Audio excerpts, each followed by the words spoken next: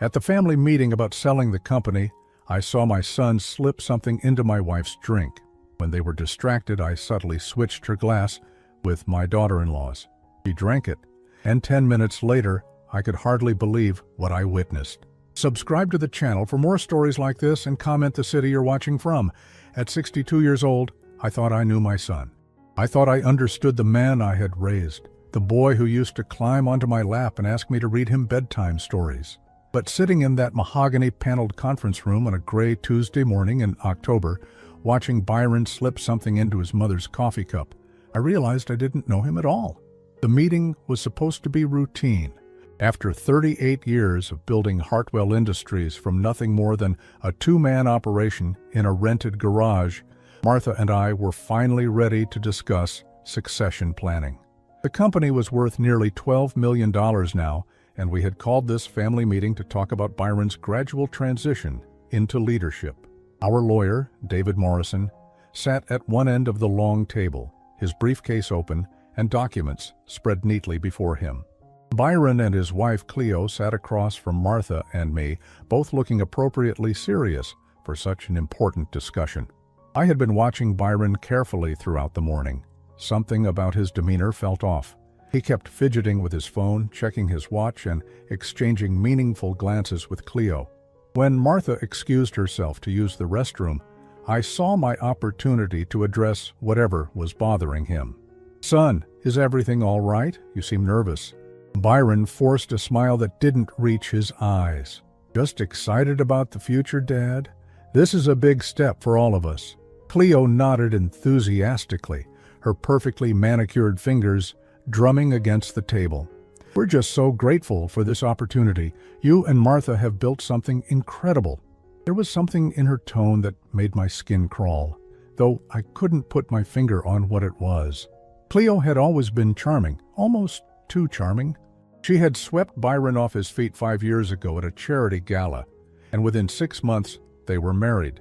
Martha had expressed concerns about how quickly things moved, but I had chalked it up to maternal protectiveness. When Martha returned with fresh coffee for everyone, she settled back into her chair with a soft sigh. "I'm sorry, where were we?" David shuffled through his papers. We were about to discuss the ownership transfer timeline and the specific percentages. That's when I saw it. Byron's hand moved with practiced subtlety, reaching across the table as if to adjust some papers, but instead dropping something small and white into Martha's coffee cup. The movement was so quick, so natural, that if I hadn't been watching him directly, I would have missed it entirely. My heart stopped. For a moment I couldn't process what I had just witnessed. My own son, my flesh and blood, had just put something in his mother's drink. The rational part of my mind tried to find innocent explanations. Maybe it was sugar. Maybe it was medication she had asked him to help her with. But the secretive nature of it, the way he glanced around to make sure no one was watching, told me everything I needed to know. I felt a cold dread settling in my stomach, but I forced myself to remain calm. Years of business negotiations had taught me to keep my emotions in check, to think strategically even when my world was falling apart. Without drawing attention to myself, I reached for Martha's cup under the pretense of moving it away from some documents. "Let me just move this so we don't spill anything on these contracts," I said casually, sliding Martha's cup toward myself and simultaneously pushing my own untouched cup toward her. Martha smiled absently, her attention focused on David's explanation of tax implications. Byron's eyes narrowed slightly as he watched the cup switch, but he said nothing. Cleo continued taking notes, her expression unreadable. Minutes passed. David droned on about legal structures and fiduciary responsibilities. Martha sipped from what had originally been my cup while I left what had been hers completely untouched. Byron kept checking his watch, his leg bouncing under the table with increasing agitation. Then, exactly 10 minutes after the switch, Cleo's pen clattered to the floor. "I'm sorry," she mumbled, bending to retrieve it. But when she straightened up, her face had gone completely pale. She blinked several times as if trying to focus, and her hand went to her forehead. "Honey, are you feeling all right?" Byron asked. But there was something in his voice, not concern, but panic, pure, undiluted panic. Cleo tried to respond, but her words came out slurred. I feel... Her eyelids began to droop, and she swayed in her chair. Byron jumped up so quickly that his chair toppled backward. Cleo! Cleo, what's wrong? But it was too late. Cleo's eyes rolled back, and she slumped forward unconscious, her head hitting the table with a dull thud. The room erupted into chaos. Martha screamed. David fumbled for his phone to call 911, but I sat perfectly still, watching my son's face. I saw the exact moment when realization hit him, when he understood that his wife had consumed whatever he had intended for his mother. "Oh God," Byron whispered, his face draining of all color. "Oh God, she wasn't supposed to..." He caught himself, but it was too late. The words hung in the air like a confession. "Wasn't supposed to what, Byron?" I asked quietly, my voice cutting through Martha's panicked sobs and David's urgent phone conversation with the paramedics. Byron's mouth opened and closed like a fish out of water. Dad, I can explain." "I'm sure you can." I stood up slowly, my joints protesting. After 62 years of life and 38 years of hard work building the company my son had just tried to steal from under my wife's nose. The question is whether I want to hear it. The paramedics arrived within minutes, but those minutes felt like hours. As they worked to stabilize Cleo, checking her vital signs and asking questions about what she might have ingested, I watched Byron fall apart piece by piece. His hand shook uncontrollably, sweat beaded on his forehead despite the cool October air conditioning, and he kept muttering under his breath, fragments of apologies and explanations that only served to confirm my worst fears. Martha clung to my arm, her coffee-scented breath warm against my ear as she whispered, "Abram, what's happening? What's wrong with Cleo?" I couldn't tell her. Not yet. Not until I knew exactly what we were dealing with. But as I watched the paramedics load my unconscious daughter-in-law onto a stretcher, as I saw the guilt and terror written across my son's face, I knew that whatever was in that cup was meant to incapacitate my wife. The question that haunted me as we followed the ambulance to the hospital was simple and terrifying. What was Byron planning to do to Martha while she was unconscious? The hospital waiting room smelled like disinfectant and desperation. Martha sat beside me, her hands clasped so tightly in her lap that her knuckles had turned white. She kept asking questions I couldn't answer, or rather, questions I wasn't ready to answer. Not until I had the whole truth. Byron paced the length of the small waiting area like a caged animal. Every few minutes, he would stop and stare at the doors leading to the emergency department, then resume his frantic walking. His hair, usually perfectly styled for business meetings, stuck up in odd angles where he had run his hands through it. His expensive suit was wrinkled, and there were sweat stains under his arms despite the hospital's aggressive air conditioning. "The doctor said she's stable," Martha said for the third time, as if repeating it would make the situation normal. "That's good news, right?" I squeezed her hand. "That's good news." But nothing about this was good. Nothing about watching my son slowly disintegrate in a hospital waiting room because his wife had accidentally consumed whatever poison he had intended for his mother could possibly be considered good news. Dr. Rebecca Chen emerged from the emergency department just after 2 in the afternoon. She was young, probably in her early 30s, with tired eyes that had seen too much for someone her age. She approached us with the practiced calm of someone who delivered difficult news on a daily basis. "Mr. and Mrs. Hartwell? I'm Dr. Chen. I've been treating your daughter-in-law." Byron stopped pacing and rushed toward her. "Is she going to be okay? Will there be any permanent damage? Can I see her?" Dr. Chen held up a hand to slow his barrage of questions. "Mrs. Hartwell is stable and conscious now. The good news is that we don't expect any lasting effects from what she ingested." "What exactly did she ingest?" I asked, my voice carefully neutral. Dr. Chen consulted her clipboard. "The toxicology report shows a significant amount of benzodiazepine in her system, specifically a combination of lorazepam and zolpidem. It's not a lethal combination, but it would have rendered someone unconscious for several hours and likely left them with significant memory gaps." Martha gasped. "Memory gaps? You mean she wouldn't remember what happened while she was unconscious?" "That's correct. It's actually a combination that's sometimes used in..." Dr. Chen paused, choosing her words carefully. In situations where someone wants to incapacitate another person temporarily without causing permanent harm. The implications hung heavy in the sterile air. Byron had gone completely pale, and I could see him struggling not to vomit. Martha looked confused, not yet connecting the dots that were so painfully clear to me.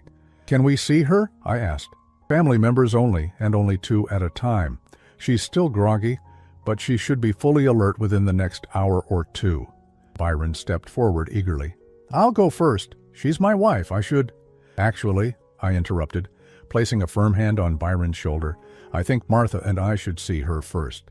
You look like you could use some fresh air, son." It wasn't a suggestion, and Byron understood that. His jaw clenched, but he nodded reluctantly. "I'll be in the parking lot, making some calls." As Martha and I followed Dr. Chen down the hallway, I caught a glimpse of Byron through the window. He wasn't making calls. He was leaning against his BMW, his head in his hands, looking like a man whose entire world was collapsing around him. Cleo was awake but disoriented when we entered her room. Her usually perfect makeup was smeared, and her blonde hair was matted against the hospital pillow.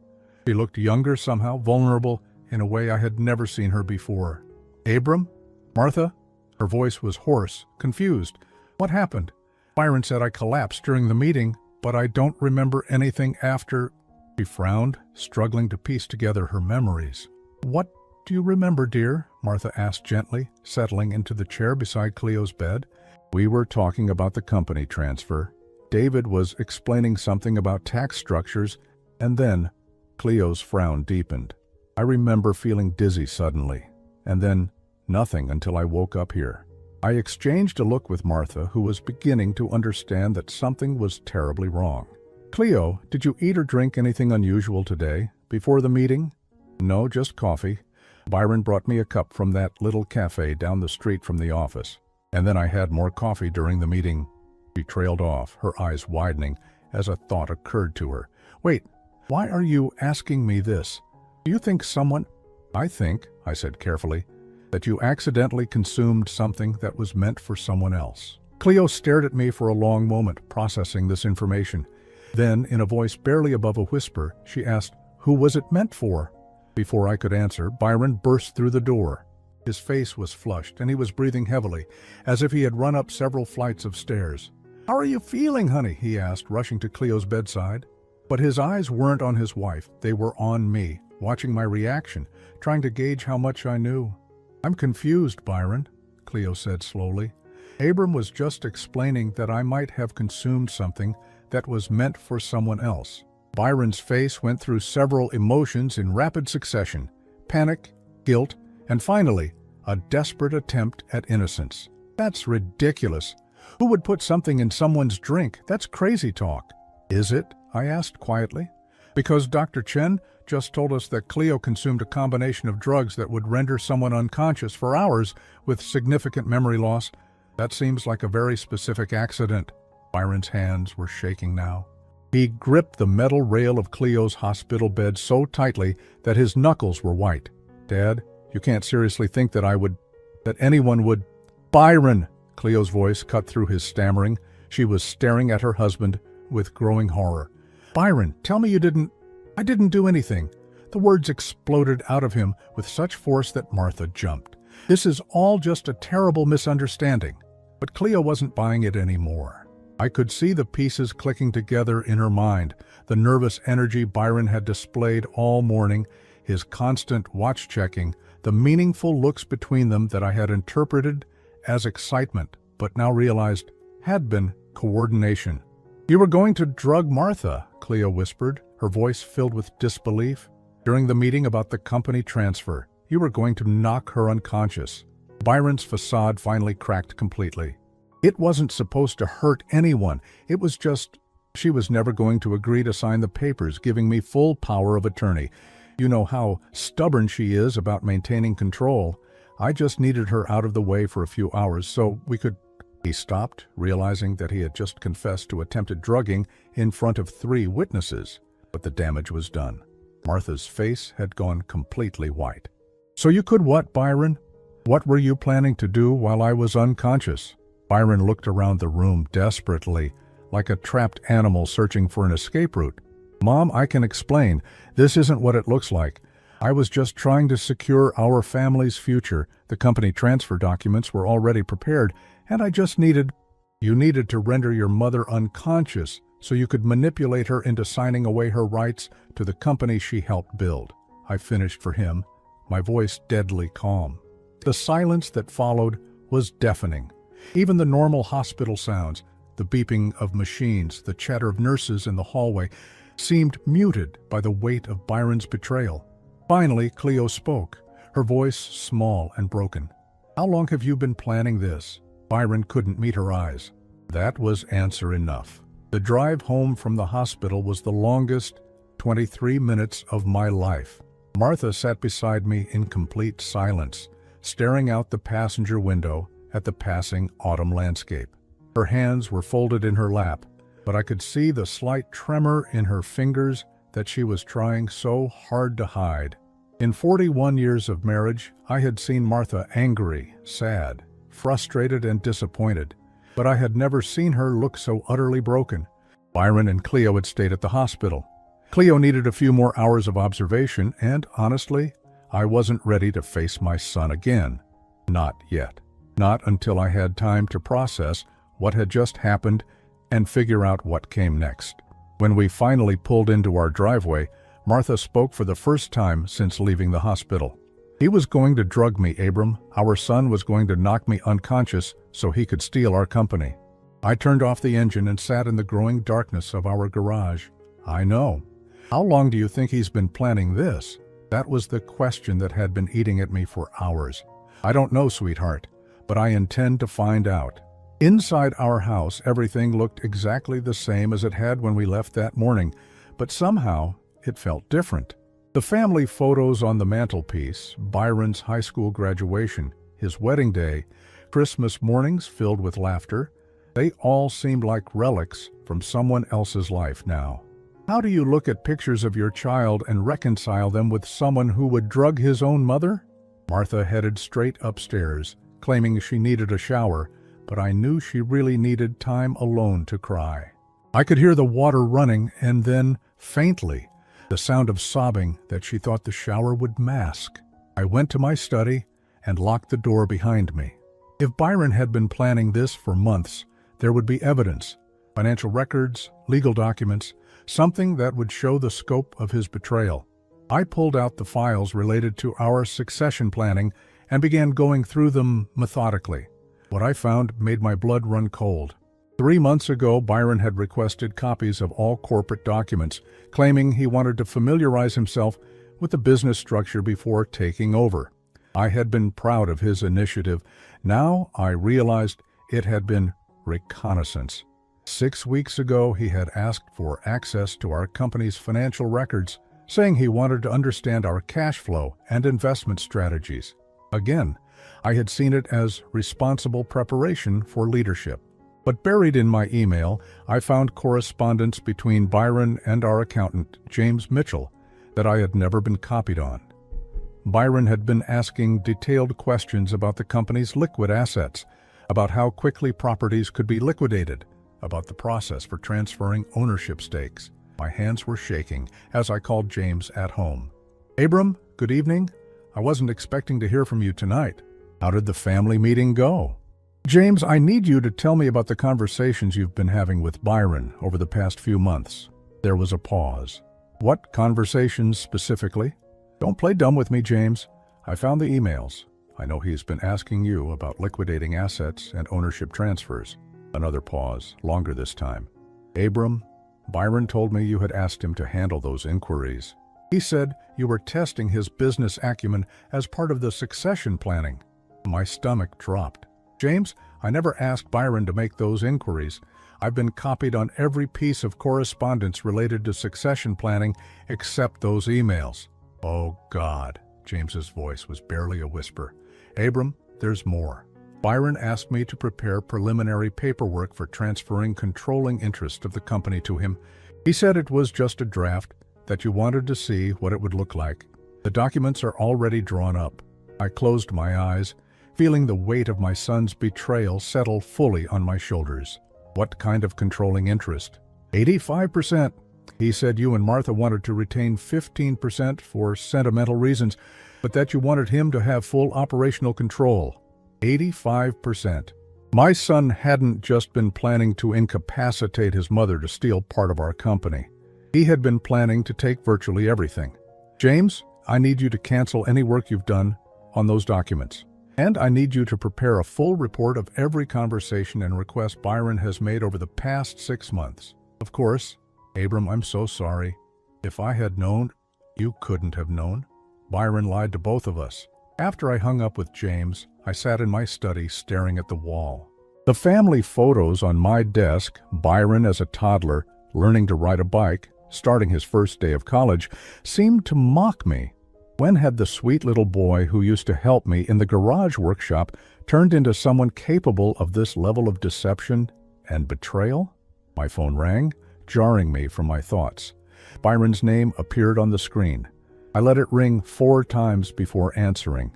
What do you want, Byron? Dad? Please, let me explain.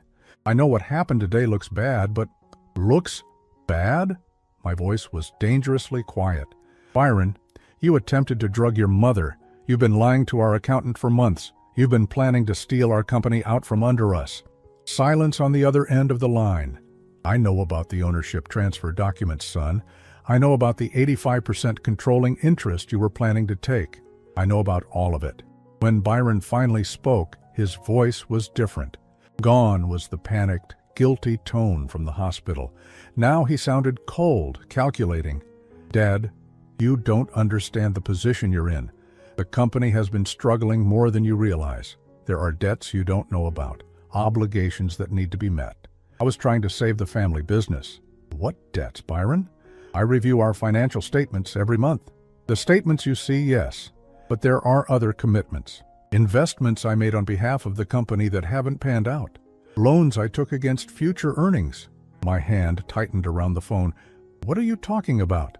I'm talking about $800,000 in obligations that need to be met in the next 90 days, Dad.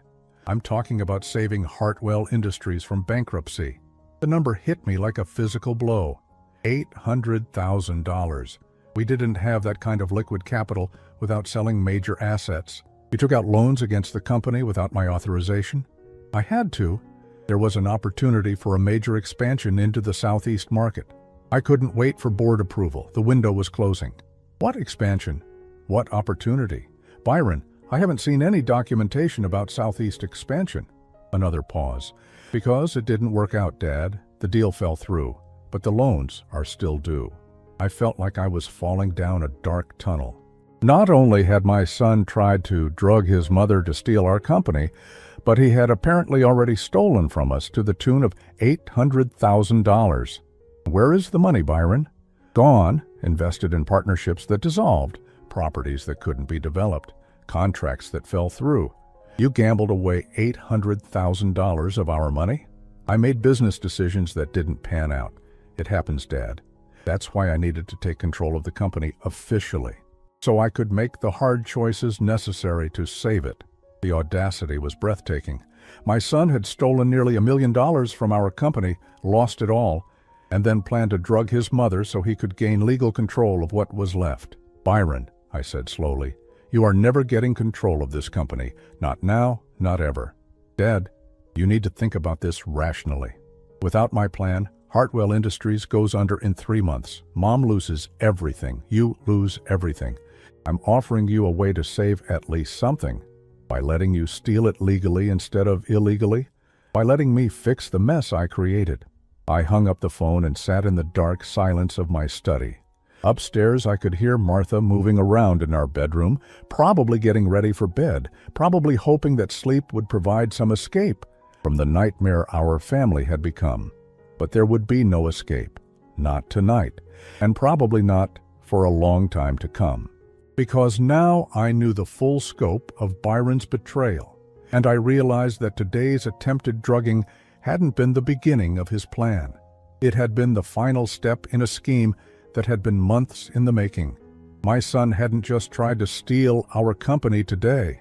He had already been stealing from us for months, bleeding us dry while planning to convince us to hand over what remained. And tomorrow, I was going to have to tell Martha that our financial situation was much worse than we had ever imagined. Martha didn't sleep that night, and neither did I. We lay in our king-sized bed, both pretending to be asleep, both knowing that the other was staring at the ceiling in the darkness. At some point around 3 in the morning, she reached over and took my hand. "How bad is it, Abram?" she whispered. I squeezed her fingers. "Bad. Tell me." So I did. I told her about the $800,000 in unauthorized loans, about Byron's failed business ventures, about the documents he had prepared to steal 85% of our company. I told her everything except the part I was still trying to process myself, that our son had become someone capable of drugging his own mother to cover up his theft. When I finished, Martha was quiet for a long time. Then she said, "We need to know everything, all of it, before we decide what to do." She was right. We needed a complete picture of Byron's betrayal before we could figure out how to protect ourselves and what was left of our company. The next morning, I made a series of phone calls that I never thought I would need to make. The first was to Patricia Valdez, a private investigator who had done some work for our company in the past, looking into potential business partners and conducting background checks on key employees. "Patricia, I need your help with something personal and sensitive." "Of course, Mr. Hartwell. What can I do for you?" "I need you to investigate my son." There was a pause on the other end of the line.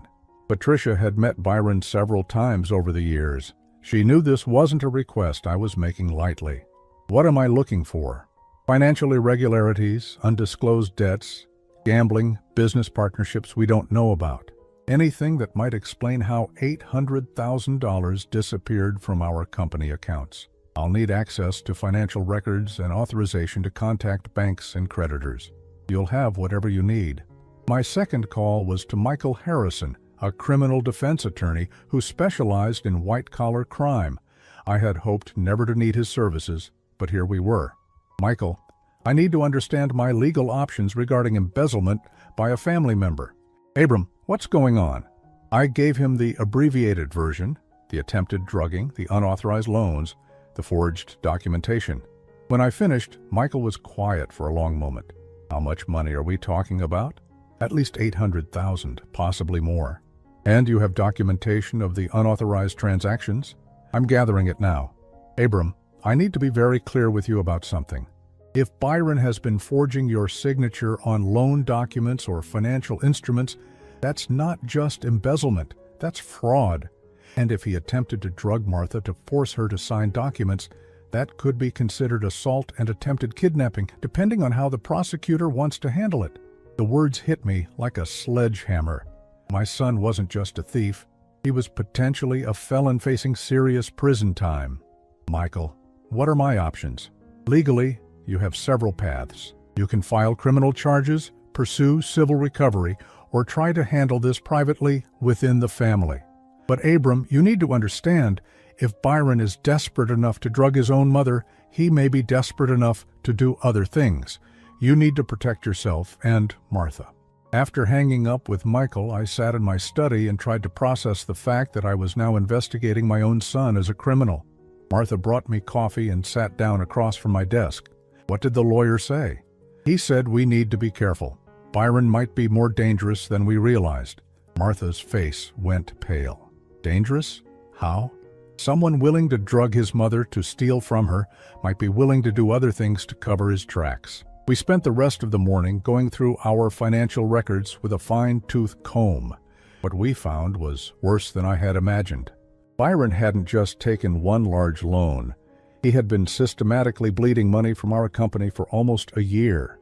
There were consulting fees paid to companies that didn't exist, equipment purchases that were never delivered, service contracts with vendors who had no record of working with us.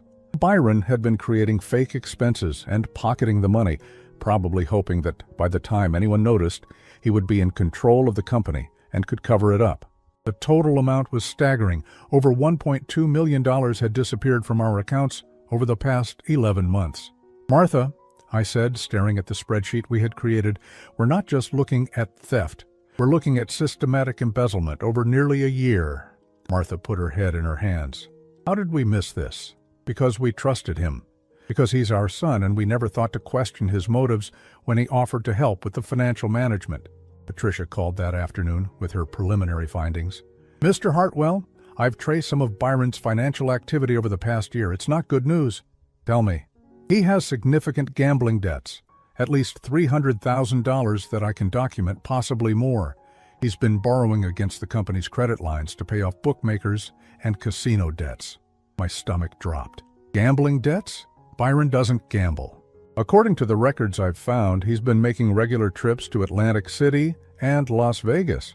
Large cash advances on corporate credit cards, wire transfers to offshore gaming sites, payments to individuals who appear to be loan sharks." "Loan sharks?" "Mr. Hartwell, your son owes money to some very dangerous people, the kind of people who don't accept excuses for late payments." Suddenly, Byron's desperation made perfect sense. He hadn't just been stealing from us to fund failed business ventures. He had been stealing to pay off gambling debts to criminals who would hurt him if he didn't pay up. "Patricia, how much danger is he in?" "Based on what I'm seeing, substantial danger. These aren't the kind of debts you can discharge in bankruptcy or negotiate away. If he doesn't pay, they'll hurt him. And if they can't get to him, they might go after his family." "His family? You mean Cleo?" "I mean anyone connected to him, wife, parents, anyone who might have access to money." I felt a chill run down my spine. Byron hadn't just been planning to steal from us, he had been planning to sacrifice us to save his own life. "Patricia, I need you to find out everything. How much he owes, to whom, and what kind of timeline we're looking at." "I'm on it. But Mr. Hartwell, you need to consider involving law enforcement. If Byron owes money to organized crime, this is beyond what a private investigator can handle." After I hung up, I called Martha into my study and told her what Patricia had found. "Gambling debts?" Martha's voice was barely a whisper. "To criminals? It explains everything, Martha. The desperation, the willingness to drug you, the systematic theft over almost a year. He's not just greedy, he's terrified. But that doesn't excuse what he did to us. No, it doesn't. But it helps explain why he was willing to destroy his own family to save himself." That evening, Byron called again. This time, his voice was different. Not cold and calculating like the night before, but panicked and pleading. "Dad, I need to see you. Tonight. It's urgent." "I'm not ready to see you, Byron." "Dad, please. There are things you don't understand. Complications. I'm in trouble, and it's bigger than just the company money. I know about the gambling debts, son. Silence on the other end of the line. You know? I know about the bookmakers, the loan sharks, the trips to Atlantic City. I know about all of it. Then you understand why I had to do what I did. Dad, these people don't negotiate. They don't give extensions. If I don't pay them back in the next 30 days, they're going to kill me. And your solution was to drug your mother and steal our life's work? My solution was to save the family business and use the proceeds to pay off my debts. Everyone would have been protected. Everyone except your mother, who would have been unconscious and robbed. She wouldn't have been hurt, Dad. The drugs were just to make sure she didn't interfere with the signing. She would have woken up a few hours later with control of 15% of a company that was saved from bankruptcy." The casual way he discussed drugging his mother was almost more disturbing than the act itself. "Byron, you're not getting control of this company. Not now, not ever. Find another way to pay your debts." "There is no other way. Dad, please, these people will kill me, and if they can't get their money from me, they'll come after you and Mom. You're in danger now, too." The line went dead. I sat holding the phone, realizing that our nightmare was far from over. Byron had tried to save himself by sacrificing us. Now that his plan had failed, we were all in danger from the criminals he owed money to. And somewhere out there, my desperate, gambling-addicted son was probably planning his next move. I didn't sleep at all that night. Every sound outside our house, a car door slamming, footsteps on the sidewalk, the neighbor's dog barking, made me jump. Martha and I had installed a security system years ago, but it suddenly felt inadequate against the kind of people Byron owed money to. At dawn, I made a decision that would have been unthinkable just a week earlier. I called Michael Harrison, our attorney, and told him I wanted to press criminal charges against my own son. Are you sure about this, Abram? Once we file, there's no taking it back. Byron will be arrested. He threatened us, Michael. He said these loan sharks would come after Martha and me if he couldn't pay. My son has put our lives in danger to cover up his own criminal behavior. I understand. I'll prepare the paperwork and coordinate with the district attorney's office. But Abram, you need to know that Byron will probably try to negotiate. He might offer information about his gambling associates in exchange for a reduced sentence. That's fine, as long as he can't hurt us anymore. Patricia called an hour later with more disturbing news. Mr. Hartwell, I've identified at least 3 different criminal organizations that Byron owes money to. The total debt is closer to $1.8 million, not the $1.2 million you found in your books. Aka, $1.8 million. I felt the blood drain from my face. Where did the additional $600,000 come from? Interest and penalties. When you borrow from loan sharks and can't pay on time, the debt grows exponentially. According to my sources, Byron's been making minimum payments to keep them from breaking his legs, but he's been falling further behind every month. How much time does he have before they take more serious action? Based on what I'm hearing, maybe 2 weeks, probably less. I hung up and went to find Martha. She was in the kitchen, sitting at our breakfast table, with an untouched cup of coffee growing cold in front of her. She looked like she had aged 10 years overnight. We need to leave town for a while, I said without preamble. She looked up at me with hollow eyes. Because of Byron's debts? Because of the danger those debts put us in. Martha, these people don't care that we're innocent. They only care about getting their money, and if they think we have access to it, they'll hurt us. She finished the thought I couldn't bring myself to voice. Patricia thinks we have maybe 2 weeks before things escalate. I've already called Michael to press charges against Byron, but that won't protect us from his creditors. Martha nodded slowly. Where do we go? Your sister's place in Denver, at least temporarily. Colorado's far enough away to give us some breathing room while we figure out our next steps. And the company? That was the question I had been dreading. I don't know yet. We might have to liquidate everything to protect ourselves. We were packing when Byron showed up at our front door. I saw him through the bedroom window, pacing on our front porch like a caged animal. He looked terrible, unshaven, his expensive clothes wrinkled and stained, his hair greasy and unkempt. He had the hollow-eyed look of someone who hadn't slept in days. Martha came to the window and stood beside me. Should we let him in? No, not after what he threatened last night. But Byron wasn't waiting for permission. I heard the sound of breaking glass from downstairs. He had thrown something through our kitchen window and climbed inside. Dad, Mom, I know you're here. We need to talk. I grabbed the baseball bat I kept in our bedroom closet and told Martha to lock herself in our bathroom and call 911. Then I went downstairs to face my son. Byron was standing in our living room, surrounded by the family photos that now seemed like artifacts from a different life. Up close, he looked even worse than he had from the window. His hands were shaking, his eyes were bloodshot, and there were bruises on his knuckles that hadn't been there a few days ago. Dad, thank God. We don't have much time. Byron, you broke into our house. I'm calling the police. No, don't. Dad, please, just listen to me. They came to see me last night. Who came to see you? Tony Marconi's people. Dad, these aren't just bookmakers. Tony Marconi runs half the illegal gambling in the Northeast. I owe him $800,000, and he's done waiting. I felt my grip tighten on the baseball bat. What did they want? They want their money by Friday, or they start collecting from family members. Dad, they know where you live. They know where Mom shops, what car she drives, what time you usually get home from work. And whose fault is that, Byron? Mine. It's all my fault, I know that. But fault doesn't matter anymore.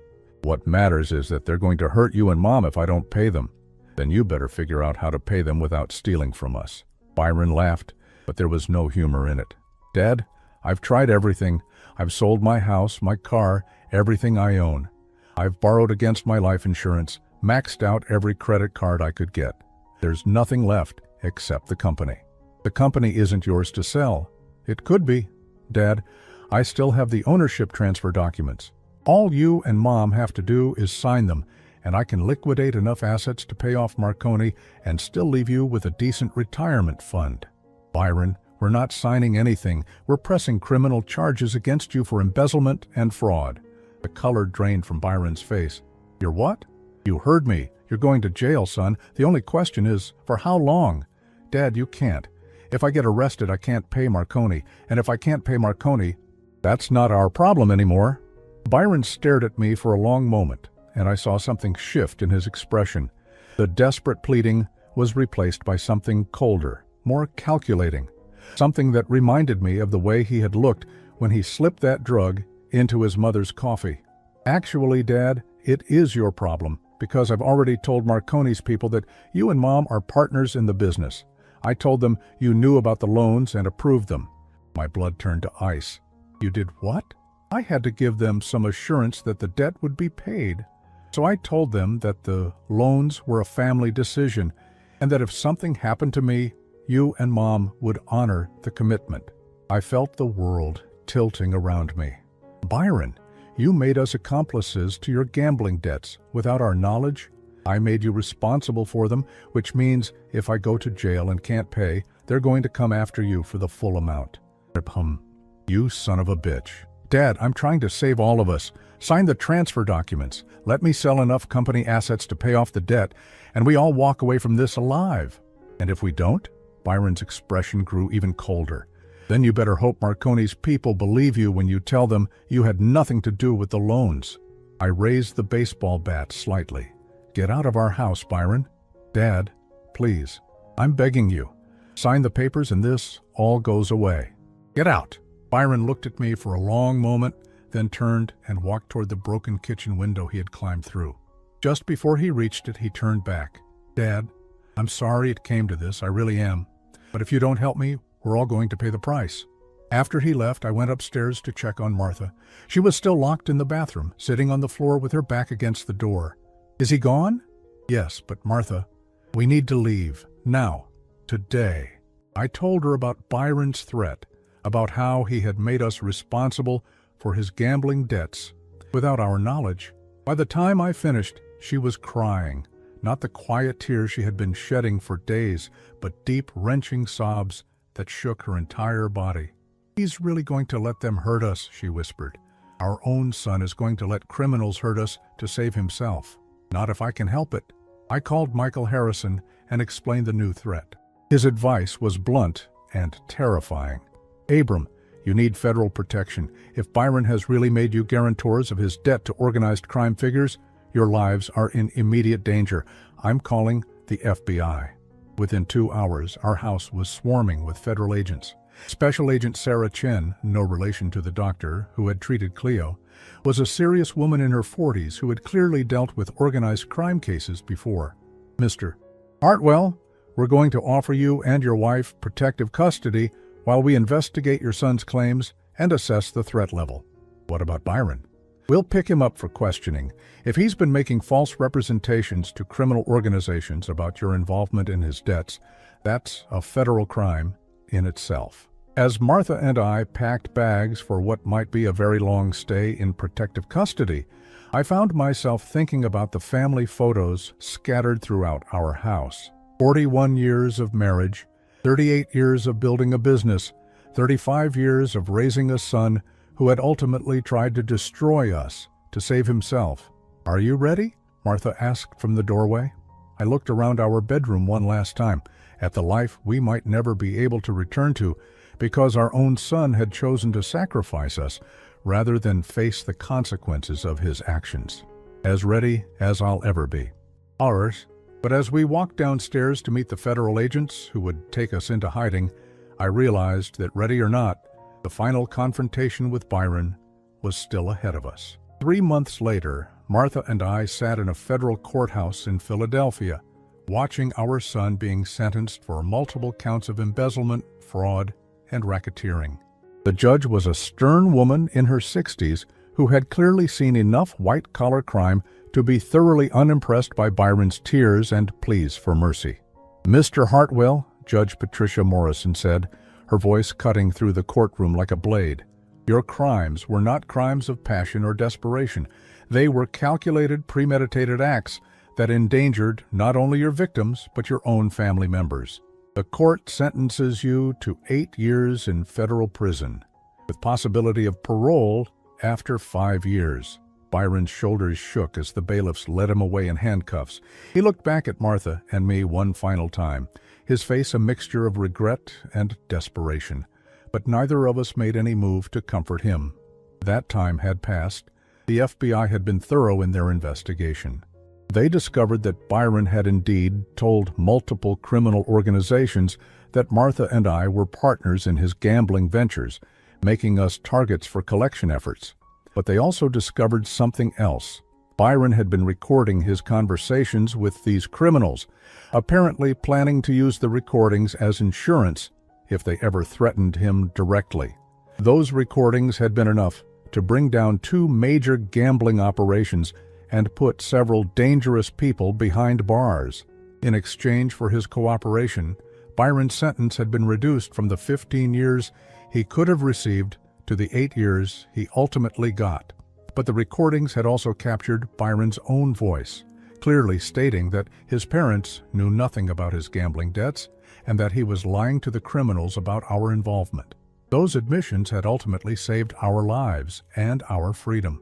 Special Agent Chen approached us as we left the courthouse. "Mr. and Mrs. Hartwell, I wanted to let you know that the threat assessment has been completed. With the arrests we've made based on Byron's recordings, you're no longer considered to be in immediate danger.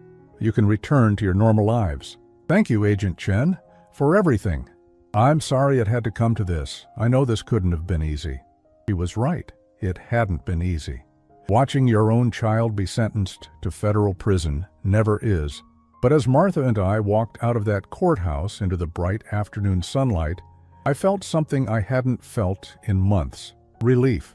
Our company, Hartwell Industries, had survived Byron's theft, though not without significant damage. We had been forced to sell several properties and liquidate some investments to cover the money he had stolen. But the core business remained intact. More importantly, we had discovered that our employees, the people who had worked beside us for years, were more loyal and capable than we had ever imagined. James Mitchell, our accountant, had been devastated when he learned how Byron had manipulated him, but he had worked tirelessly to help us untangle the financial mess. Sarah Rodriguez, our operations manager, had stepped up to handle day-to-day management while we dealt with the legal proceedings. Tom Bradley, our longest-serving employee, had actually offered to take out a personal loan to help the company through its cash flow crisis. These people, not our son, were our real family. A week after the sentencing, Martha and I made a decision that would have been unthinkable 6 months earlier. We called a meeting with our key employees and made them an offer. "We're retiring," I announced to the group assembled in our conference room, the same room where Byron had tried to drug his mother. "But we're not selling the company to strangers. We're selling it to you." The room erupted in surprised murmurs. Sarah Rodriguez raised her hand tentatively. "Mr. Hartwell, I'm not sure we understand. Are you talking about selling shares to employees?" "I'm talking about selling the entire company to the people who actually make it run. You've proven over the past few months that Hartwell Industries doesn't need the Hartwell family to succeed. It needs good people who care about the work and the customers." Martha leaned forward. "We've spoken with our attorneys and accountants. We can structure this as an employee stock ownership plan. You'll buy the company over time using profits from operations. No one will be forced to participate, but everyone who wants to be an owner can become one." Tom Bradley, who had been with us since the beginning, wiped his eyes with the back of his hand. "Mr. Hartwell, after everything your family has been through, why would you trust us with this?" "Because you've already proven we can trust you. When Byron was stealing from us, you were working honestly. When criminals threatened us, you kept the company running. You didn't choose us as family, but you've acted like family when it mattered most." Lo, the employee buyout took 3 months to finalize, but it was the most satisfying business transaction I had ever been part of. Instead of selling our life's work to corporate raiders who would strip it for parts, we were passing it on to people who understood its value and would preserve what Martha and I had built. On our last day as owners of Hartwell Industries, the employees threw us a retirement party in the same conference room where our nightmare had begun. There were speeches, gifts, and more tears than I had expected from a room full of tough construction industry veterans. But the moment I will never forget came when Sarah Rodriguez pulled Martha and me aside and said, "Mr. and Mrs. Hartwell, I want you to know that we're going to take care of this place. We're going to make sure that 30 years from now, people will still remember that you built something good here." With the money from the sale, Martha and I were able to pay off all of Byron's gambling debts, not because we felt obligated to, but because we wanted to close that chapter of our lives completely. We also set aside enough money to ensure that Byron would have something to start over with when he was released from prison, though we made it clear that any relationship with him would have to be rebuilt from scratch. The rest of the money we invested in a trust that would support programs for people dealing with gambling addiction and families affected by white-collar crime. It seemed like a fitting way to turn something destructive into something helpful. 6 months after Byron's sentencing, Martha and I bought a small house in Asheville, North Carolina, far from the memories and associations of our old life. The house came with 2 acres of land, enough space for Martha to have the garden she had always wanted, and for me to have a workshop where I could build furniture as a hobby instead of a business. On warm evenings, we sit on our back porch and watch the sun set over the Blue Ridge Mountains. Sometimes we talk about Byron, wondering how he's doing in prison, whether he's getting the help he needs for his gambling addiction, whether there's any chance of reconciliation when he's released. Most of the time, though, we talk about the future, the trips we want to take, the books we want to read, the simple pleasure of waking up each day without wondering what crisis our son has created. I won't pretend that losing Byron hasn't left scars. There are still nights when Martha wakes up from dreams about that day in the conference room. Still moments when we both wonder what we could have done differently to prevent our son from becoming someone capable of such betrayal. But we've also learned something valuable. Family isn't just about blood. It's about the people who stand by you when everything falls apart, who work to build something good instead of tearing it down, who choose loyalty and honesty even when it's difficult. We found that kind of family in our employees. We found it in Agent Chen and the other FBI personnel who protected us.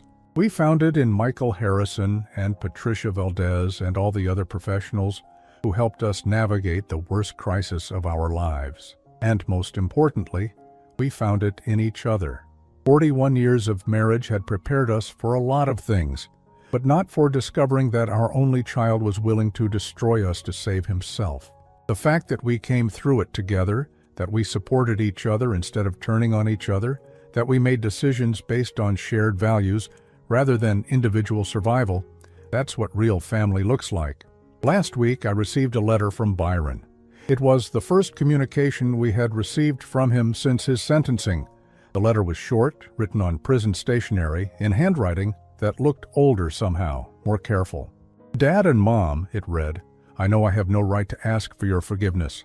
I know that what I did was unforgivable, but I want you to know that I understand now what I destroyed. And I'm sorry.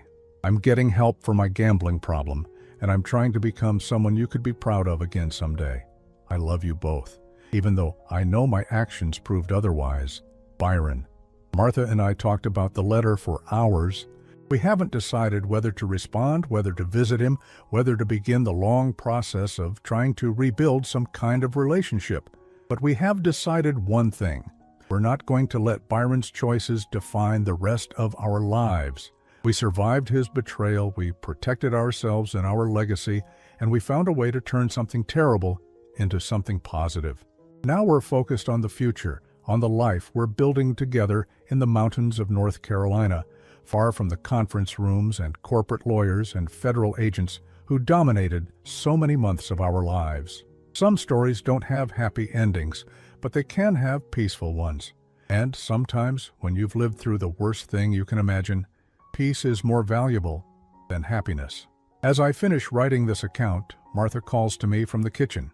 She's making her famous apple pie, and she needs help peeling apples. It's a simple thing, a domestic thing, the kind of ordinary moment that we almost lost because our son valued money more than family, but we didn't lose it. We're here, we're safe, and we're free. And that, I've learned, is victory enough.